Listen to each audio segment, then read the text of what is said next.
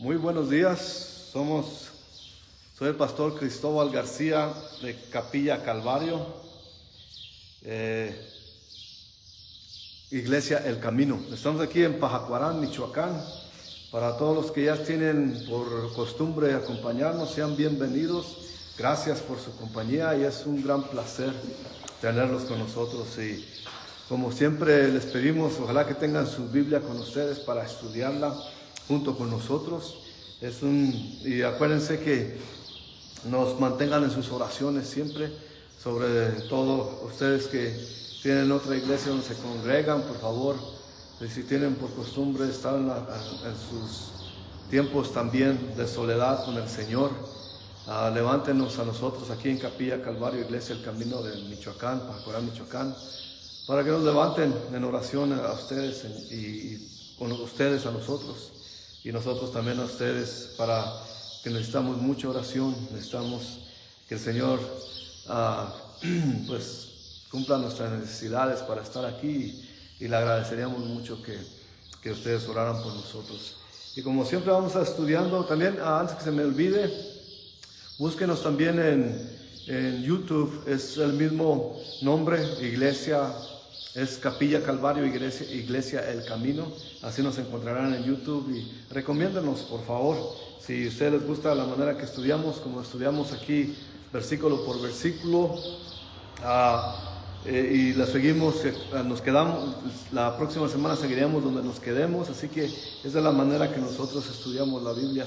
Y como les digo, ojalá, si no la tienen con ustedes, si no están en su casa, pero se nos están acompañando, ojalá que la próxima vez que nos acompañen tengan su Biblia con nosotros. Este día vamos a estudiar el capítulo 12 del libro de los Hechos. Ya regresamos después de tener los estudios especiales las 2 semanas pasadas, en la semana de la Pasión de Cristo. Así que sean bienvenidos de nuevo y acompáñenos a leer la palabra del Señor. Dice el capítulo 12, vamos a tratar de cubrirlo todo, y ojalá tengamos tiempo, si no la próxima semana continuaremos. Pero vamos a estudiarlos. Primero vamos a leer el texto y después lo estudiaremos. Dice la palabra del Señor: en aquel mismo tiempo, el rey Herodes echó mano a algunos de la iglesia para matarles, para maltratarles, y mató a espada a Jacobo, hermano de Juan. Y viendo que esto había agradado a los judíos, procedió a prender también a Pedro. Eran entonces los días de los panes sin levadura. Y habiéndole tomado preso, le puso en la cárcel, entregándole a 4 grupos de 4 soldados cada uno, para que le custodiasen, y se proponía sacarle al pueblo después de la Pascua. Así que Pedro estaba custodiado en la cárcel, pero la iglesia hacía sin cesar oración a Dios por él. Y cuando Herodes le iba a sacar, aquella misma noche estaba Pedro durmiendo entre 2 soldados, sujeto con 2 cadenas, y los guardas delante de la puerta custodiaban la cárcel.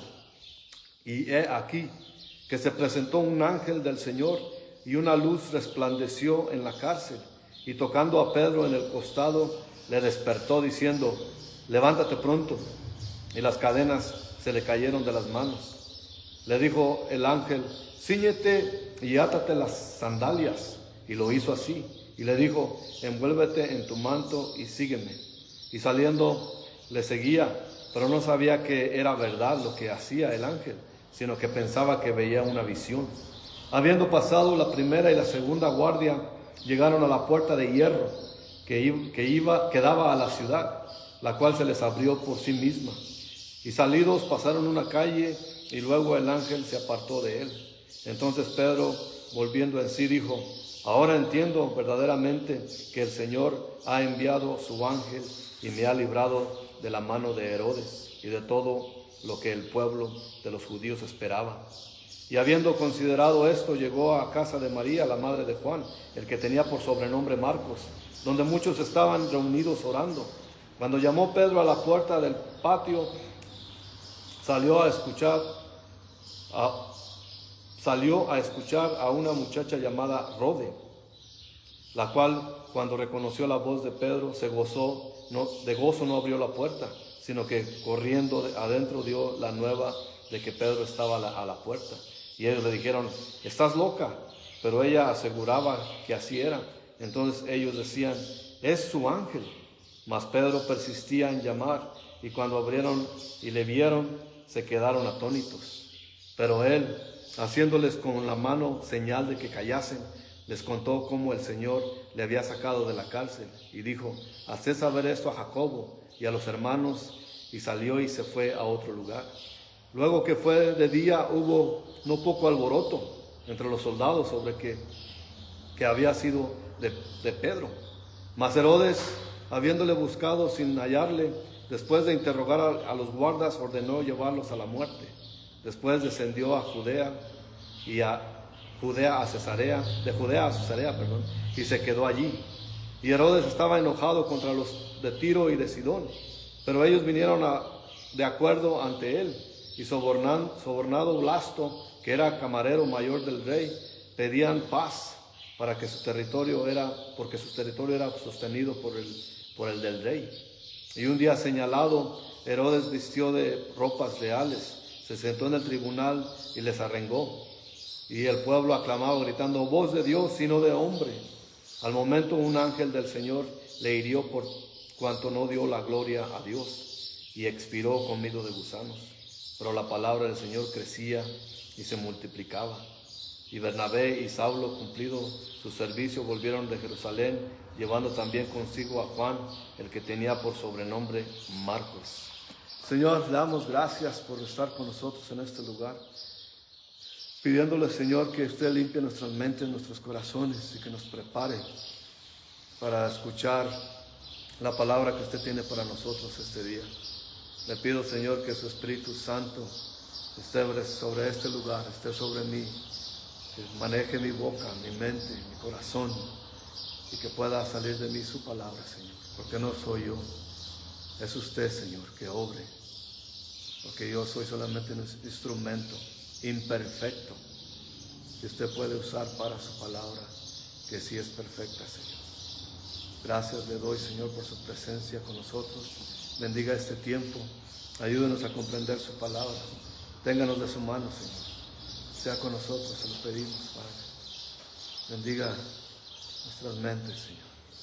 En el nombre de Jesucristo nuestro Señor le pedimos todo esto, que es el nombre sobre todo nombre, Jesucristo nuestro Señor. Amén. Y pues estudiando aquí, ya viendo todo lo que había acontecido, vemos que aquí, como nos dice, y voy a tratar de no tardar tanto, pero es como decimos nosotros, esto es muy jugoso, es puro pan, es sabroso, es leerlo y atesorarlo, la palabra. Dice el versículo 1 hasta el 3, en aquel mismo tiempo el rey Herodes echó mano a algunos de la iglesia para maltratarles, y mató a espada a Jacobo, hermano de Juan. Y viendo que esto había agradado a los judíos, procedió a prender también a Pedro. Eran entonces los días de los panes sin levadura. Así como podemos ver, el tiempo nos los da el escritor de los Hechos, que es el doctor Lucas, y nos da las fechas. La semana era la semana en que se celebraba precisamente la Pascua, y se estaban preparando todos. Y este rey Herodes que se menciona aquí es Herodes Agripa. Se diría a Herodes Agripa I. Era sobrino de Herodes Antifa, el que mandó a asesinar a Juan el Bautista. Si aquellos que son familiares con la palabra de Dios sabrán que mandó matar a Juan Bautista cuando le reclamó por su pecado. Y la verdad fue en vez de arrepentirse, mandó matar porque su amante se lo pidió, la cabeza de Juan Bautista en una charola. Y así que ese era su padre. Y el padre, el abuelo de era Herodes el Grande, o el Magno, el que mandó matar a todos los niños cuando a los 2 años de haber nacido Jesús. Acordarán también los que saben la palabra que Herodes fue el que mandó matar a todos los niños de 2 años abajo, cuando le vinieron los reyes magos, como se les conoce comúnmente. Son los que vinieron del oriente, los magos del oriente, a preguntarle dónde estaba este niño que había nacido, que era precisamente que ellos habían visto la profecía cumplirse, y vinieron y él les dijo, bueno, avísenme cuando lo encuentren para ir también yo a adorarle. Pero en vez de yo adorarle, mató a todos los niños para deshacerse de Jesús. Bueno, vamos a decir qué bonita familia. Así que esto es el linaje de ellos. Y podemos ver la maldad en el corazón de esta familia Herodita o Herodes, que era precisamente malvados, gente malvada. Y este hombre no era judío, era de la raza de los edomitas. Esos eran los Herodes. Y ellos, como sabemos, había un cierto unión política con la religión, como hoy mismo se lleva a cabo, que vemos que la religión va muy de la mano con la política. En ese tiempo era de la misma manera. Así que este Herodes quería congraciarse con los líderes religiosos judíos. Y de esa manera él mandó apresar a estos hombres, como dice aquí. Y claro que era para ver si les agradaba a él. Así que por eso mandó llamar y mató a este hombre Jacobo, que era uno de los 12 apóstoles, y murió por causa del Evangelio. Y es el que está grabado solamente en el Evangelio. Todos murieron por causa del Evangelio, pero ese es el que se nos dice en las Escrituras. Fue asesinado y está grabado en las Escrituras precisamente. Como dice ahí que fue muerto a espada, quiere decir que fue decapitado. Le cercenaron su cabeza. Jesús le dijo a él, a Jacobo y a Juan, que era su hermano también. Estos dos hermanos eran los que tenían su mamá. En Mateo 20, del versículo 20 al 23, ahí tenemos como ellos, como dice aquí, que la madre de esos dos hijos de Zebedeo se postró ante él pidiéndole a Jesús, claro, pidiéndole, y le dijo Jesús, ¿qué quieres? Porque ella se postró ante él. Y le dijo, estoy parafraseando, y dijo, ordena que en tu reino se sienten estos dos hijos míos, uno a tu derecha y otro a tu izquierda. Entonces Jesús le respondió y dijo, ¿no sabes lo que pides? ¿Podéis beber del vaso que yo he de beber y ser bautizados con el bautismo que yo voy a ser bautizado? Y ellos le dijeron, podemos. Y les dijo, a la verdad de mi vaso beberéis, y con el bautismo que yo soy bautizado seréis bautizados. Pero el sentaros a mi derecha y a mi izquierda no es mío darlo, sino de aquellos para quienes esté preparado por mi Padre. Así que vemos aquí que lo que Jesús le está diciendo, para Jacobo el vaso sí lo bebió porque fue ejecutado y murió de la misma manera que Jesús murió, ejecutado, asesinado, vamos. Y de esa manera él murió. Juan, el otro hermano de los hijos de Zebedeo, moriría en la isla de Patmos, pero él murió ya muy, muy viejo. Y eso fue prisionero a causa del gobierno romano. Y eso está en Apocalipsis capítulo 1, versículo 9. Por cierto, Juan fue el que escribió el libro de Apocalipsis. Pero el trasfondo del asesinato, como ya les dije, de Jacobo, era que Herodes quería caerles bien a los líderes religiosos. Como él sabía que no lo querían, él lo que quería era caerles bien. Y dice, pues tenemos un enemigo en común. Voy a matar a los apóstoles de Jesús para que ellos me quieran también a mí y formar esa alianza. Y dice el versículo 4 aquí de Hechos 12. Y habiéndole tomado preso, le puso en la cárcel, entregándole a 4 grupos de 4 soldados, cada uno para que le custodiasen.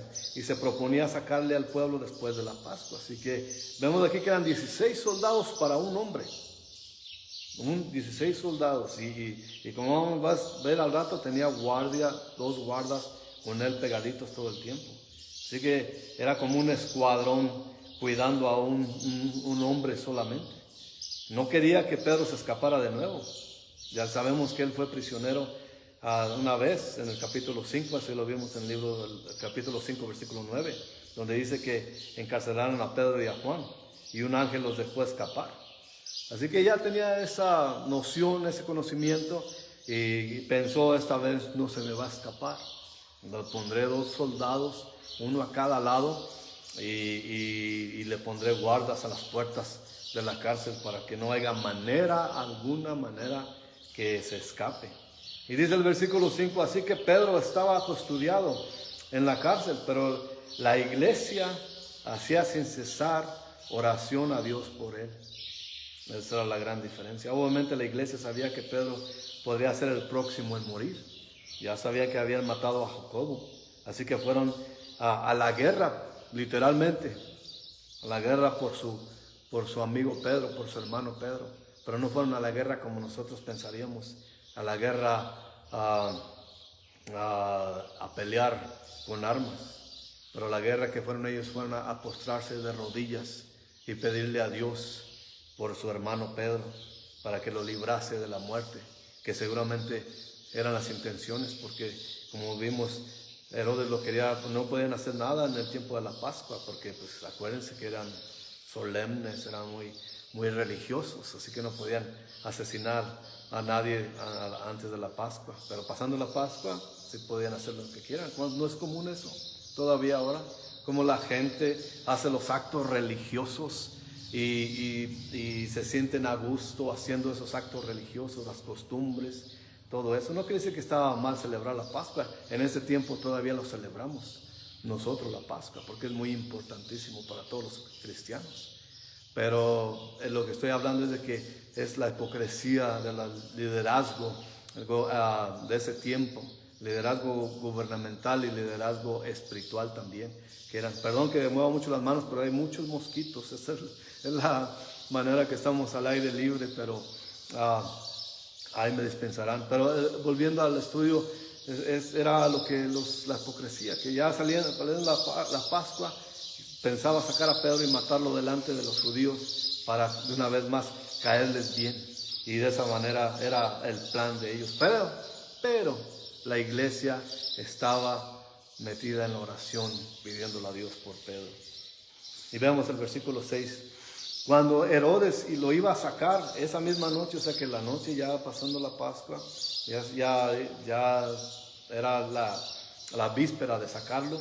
Esa noche estaba Pedro durmiendo entre dos soldados, sujeto con dos cadenas, y los guardas delante de la puerta custodiaban la cárcel. Así que dos soldados, esposados, como quien dice, a dos soldados, durmiendo. Aquí dice que estaba durmiendo. Aparentemente Pedro no tenía ningún problema ni desesperación, no tenía ninguna clase de ansiedad que le preveniera dormir, y así que se echó a dormir.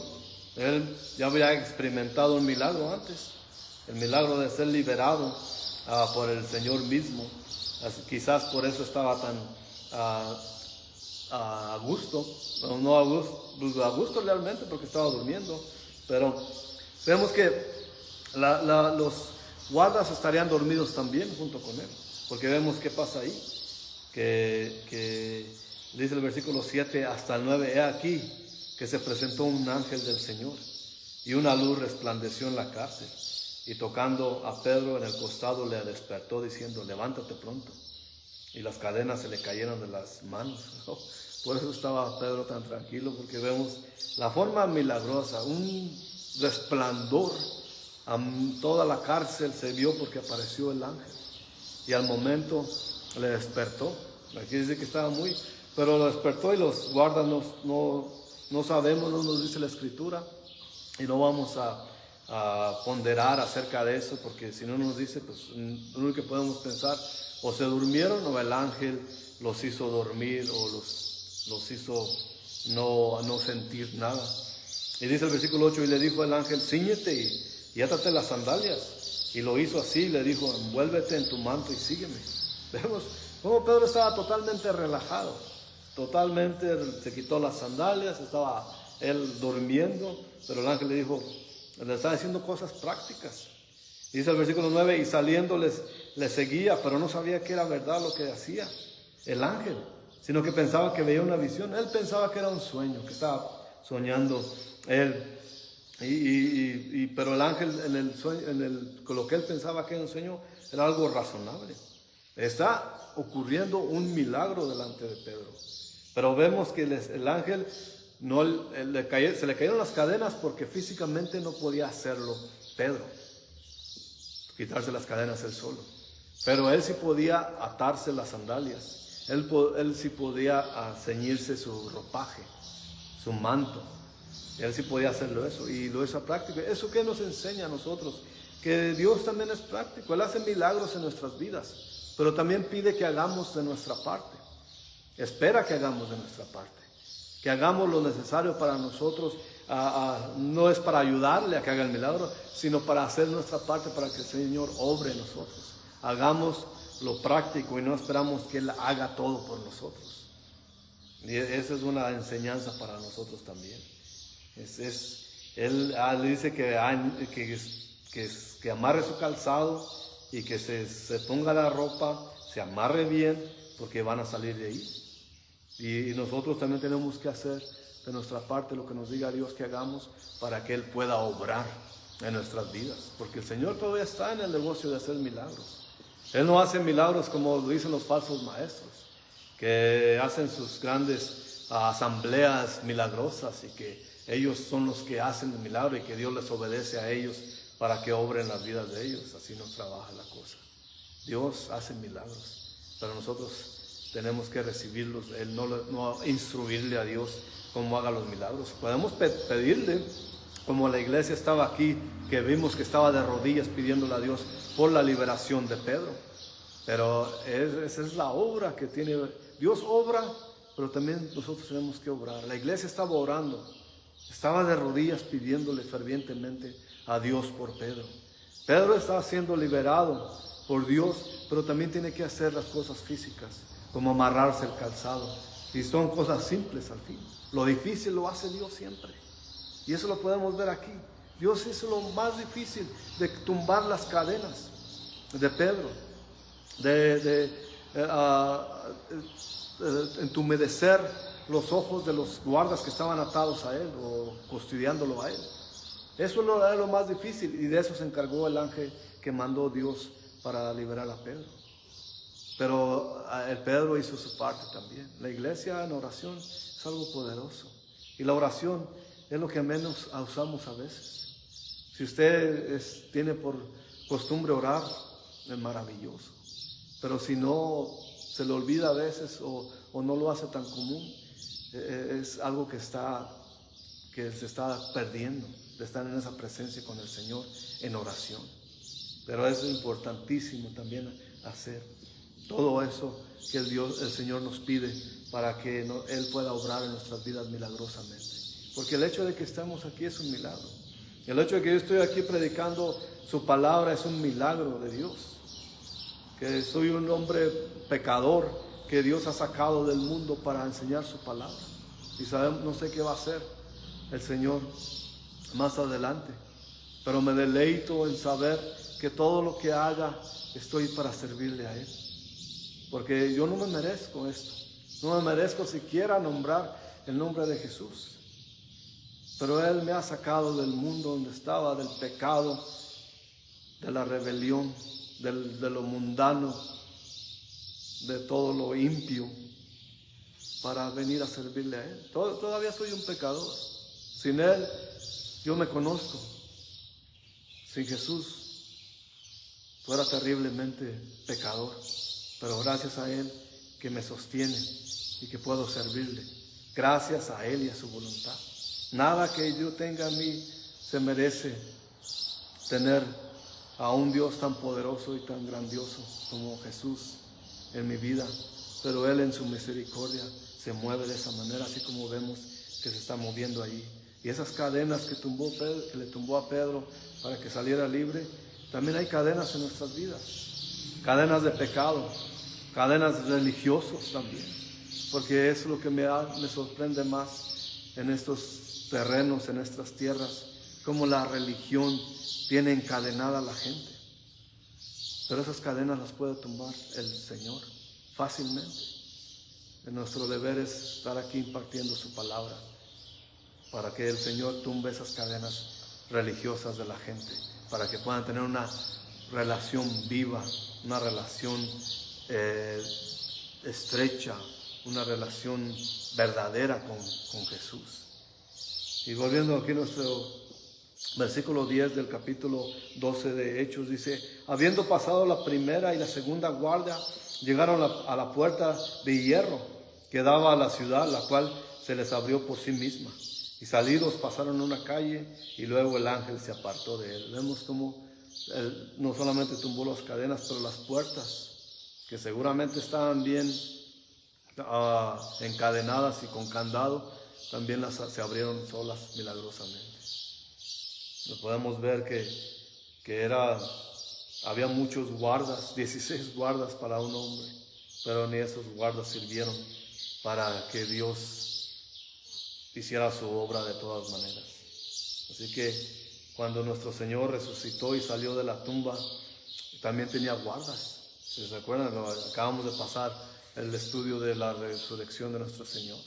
Y ahí estudiamos cómo había guardas porque le habían advertido los líderes religiosos al rey que iban a tratar los discípulos de abrir y clamar a robarse el cuerpo, de nuestro Señor, y que clamar que Él había resucitado. Pero sabemos que esos guardas también no pudieron contener la obra de Dios. Y era algo muy vergonzoso para ellos, para los guardias que estaban custodiando la tumba de nuestro Señor. Por alguna manera, mediante las trampas y los trucos de los líderes religiosos, pudieron salvar sus vidas. Pero estos que están aquí no van a poder, pero eso lo veremos más adelante. Así que Pedro ya estaba seguro fuera de esa cárcel. Y en cuanto estuvo seguro, el ángel se desapareció. Ya hizo su trabajo, él se va y deja a Pedro. Y vemos que hace Pedro aquí en el versículo 11.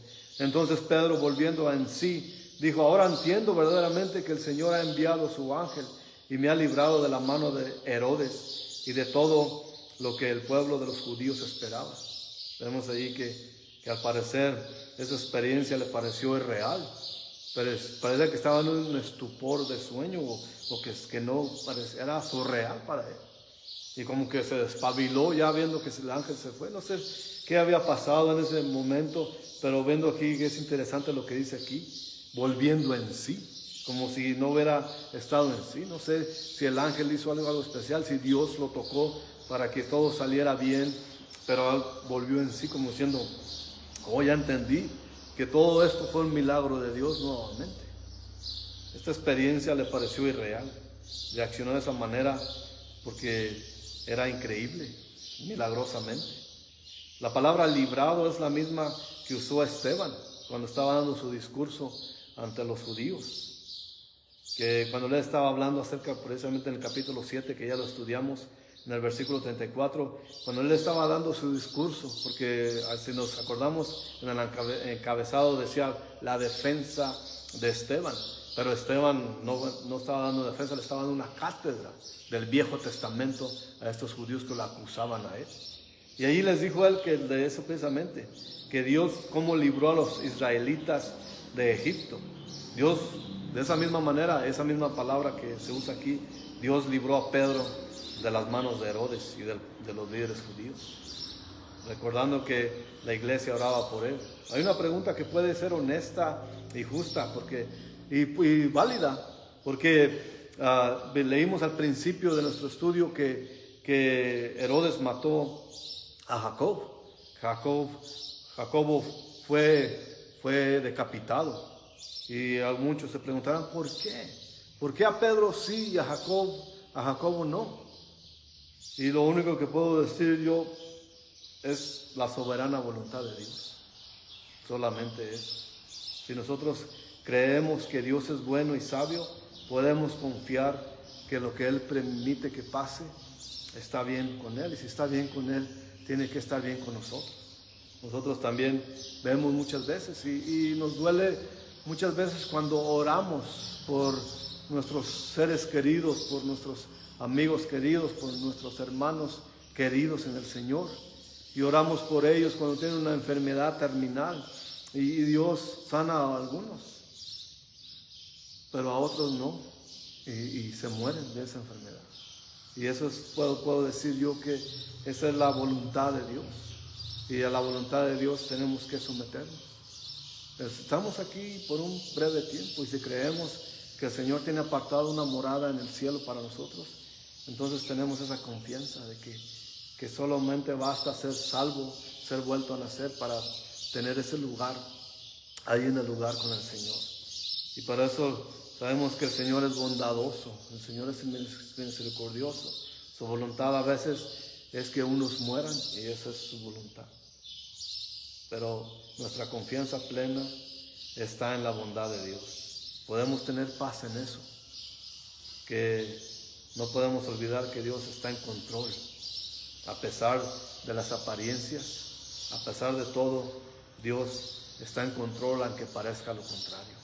Y aquí vemos que las cosas están fuera de control, bajo control. Están fuera de control según los mundanos, según los enemigos del Evangelio, pero están bajo control del control de Dios.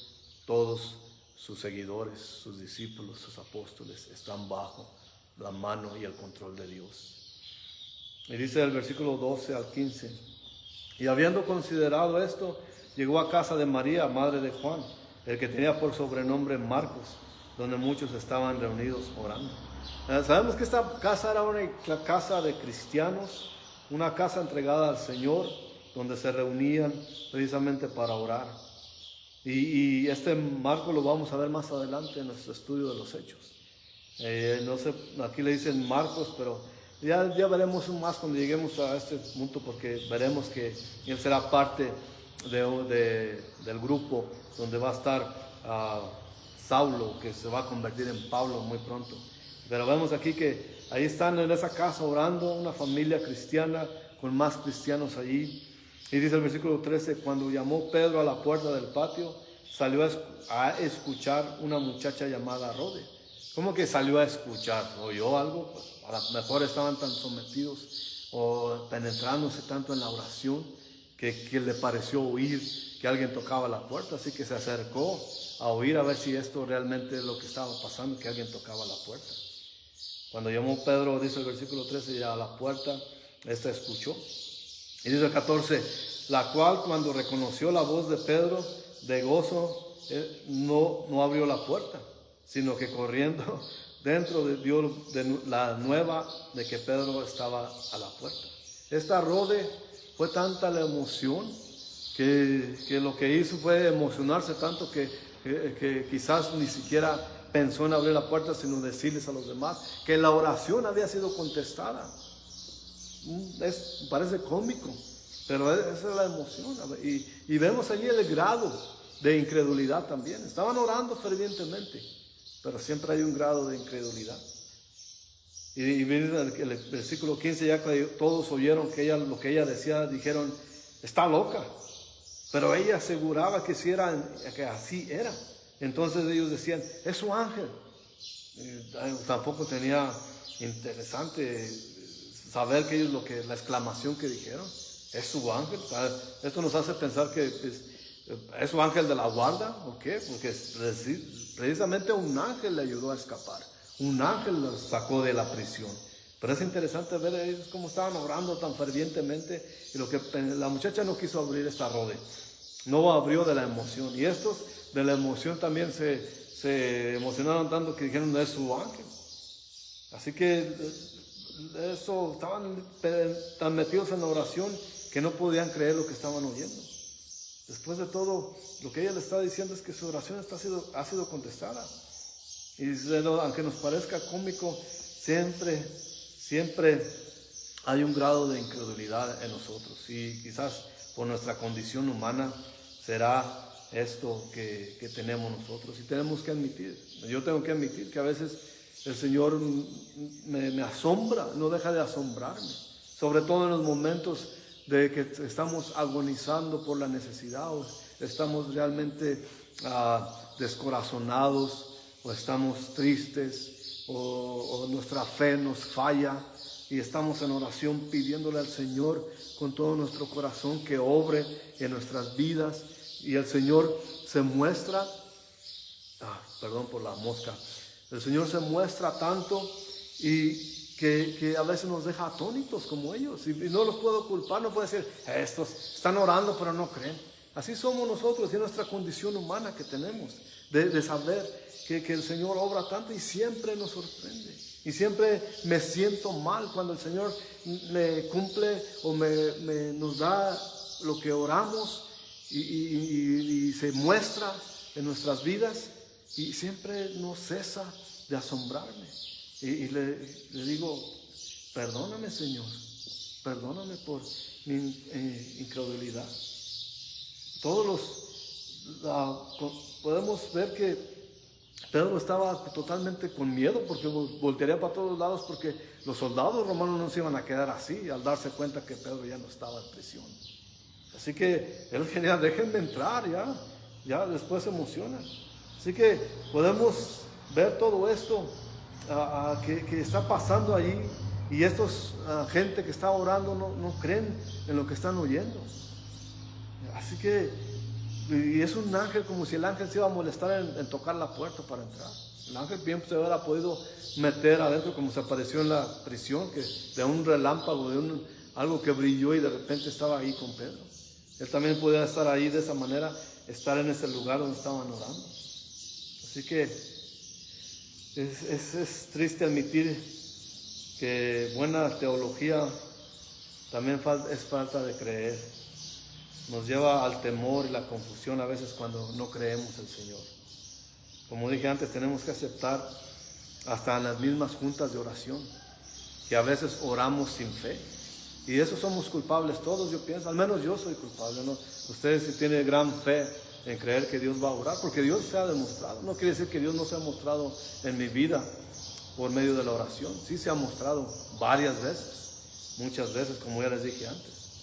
Pero a veces, como estos que están aquí, que no creen que Dios obró y que hizo el milagro, que ellos mismos estaban pidiendo y no lo creen. Me viene a la mente, así como yo a veces me siento mal cuando el Señor se muestra en mi vida, cuando tenemos esa necesidad de algo o queremos que el Señor obre de alguna manera y que no vemos la salida por ningún lado, y de repente, ¡pum!, el Señor ahí está, se hace presente. Y me siento tan mal que digo, perdóname por mi incredulidad. Y viene a la mente el hombre en Marcos, el hombre de la Escritura, cuando en Marcos 9, versículo 24, hay un hombre con un muchacho que está poseído por malos espíritus. Y en ese lugar, en Marcos 9, 24, dice, inmediatamente el padre del muchacho clamó y dijo, creo, ayúdame con mi incredulidad. Y en el contexto de esto, se trata del padre desesperado por la situación de su hijo, que está endemoniado. Y en medio de la desesperanza le suplica a Jesús que sane a su hijo. Y Jesús le dice que si cree, que él puede ayudarle. Y él dice, sí creo, Señor, pero ayúdame con mi incredulidad. Y esa debe ser también nuestra oración siempre en nosotros. Señor, sí creo, ayúdame con mi incredulidad. Porque el Señor no cesa de mostrarse. El poder de Dios es muy grandísimo y se muestra en nuestras vidas. Y Él bien puede hacer lo que podemos pedirle a Él, si está bajo su voluntad, claro. Por eso tenemos que admitir, Señor, ayúdame con mi incredulidad, como el padre de este hijo en Marcos 9, 24. Señor, ayúdanos con nuestra incredulidad, porque Él es capaz de hacer milagros aún en estos días. Y sabemos que somos milagros vivientes, porque el Señor nos sacó de la inmundicia para traernos a tener una relación con Él. Tenemos la gran oportunidad de tener una relación viva, estrecha, real con Jesucristo nuestro Señor. Así que pidamos todos, Señor, si creemos, ayúdanos con nuestra incredulidad. Y vamos a orar. Señor, te damos gracias por su palabra, Señor. Gracias que usted se muestra, gracias que usted es poderoso, Señor. Y como se trató el estudio de hoy, Señor, que usted es soberano en su voluntad. Ayúdenos, Señor. Ayúdenos con nuestra incredulidad, de saber que su voluntad siempre será hecha, Señor. Y ayúdenos a estar siempre adentro en esa voluntad, Señor, de buscar su voluntad, de buscar en medio de su voluntad, de querer estar en esa voluntad, Señor. Úsenos, Señor. Bendíganos, ayúdenos. Usted sabe cuán fallidos somos, Señor. Y usted sabe lo que necesitamos, Señor. Bendíganos y ayúdenos, Señor. Le pido por todos los que nos están viendo por medio de la internet. Le pido, Señor, por los que estamos aquí. Le pido por esta región, Señor, por estos municipios, por este lado occidental de México, Señor. Que usted haga un gran avivamiento en la gente. Que la gente quiera oír su palabra, Señor, y tener una relación con usted. Le pido que supla nuestras necesidades. Le pido que sane nuestras enfermedades y que bendiga nuestros hogares, Señor. Gracias, Señor, por su presencia. Gracias, Señor, que podemos ser salvos gracias a usted. Le damos muchas gracias, Jesús, en su nombre. Padre Celestial, le pido por la gente, que la gente necesita ser salva.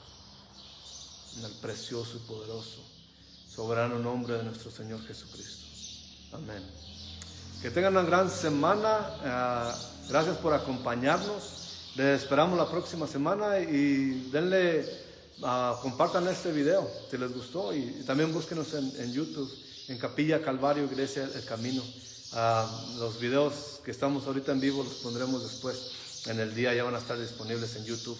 Así que Dios los bendiga grandemente. Nos vemos la próxima semana. No podemos terminar todo el capítulo de aquí de Hechos 12, pero le seguiremos la próxima semana. Que Dios los bendiga grandemente. Acuérdense que el Señor es soberano en su voluntad y busquen la voluntad de Dios. Les esperamos la próxima semana. Que Dios los bendiga grandemente.